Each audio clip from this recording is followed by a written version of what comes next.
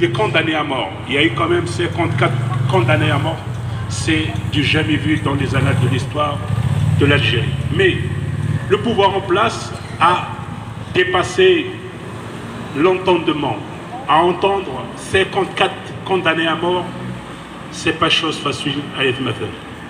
C'est la raison pour laquelle aujourd'hui on interpelle l'AFP à ce qu'il évoque la question des droits de l'homme, les souffrances que subissent nos compatriotes kabyles, ce qui se passe actuellement en Algérie.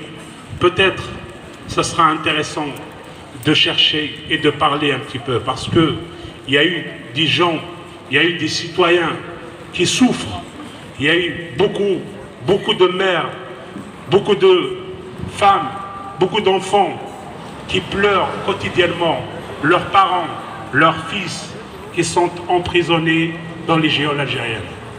C'est la raison pour laquelle j'interpelle nos amis de la presse à ce qu'ils regardent un peu de l'autre côté de la rive de la Méditerranée.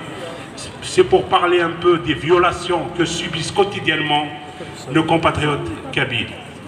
Alors, j'espère que vous n'allez pas attendre à ce qu'il va y avoir des débordements un peu partout, ou bien des casseurs ou des pilleurs pourront parler de nous, parce que nous ne sommes pas des pilleurs, nous ne sommes pas des casseurs, nous sommes des pacifiques, nous sommes des citoyens qui ne font que revendiquer le droit à l'existence.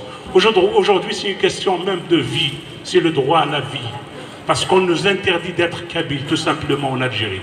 Le régime algérien nous interdit d'être kabyles. C'est le problème fondamental avec la paix. À ça que c'est une question de vie ou de mort. C'est la raison pour laquelle il faut en parler, il faut être solidaire de notre peuple.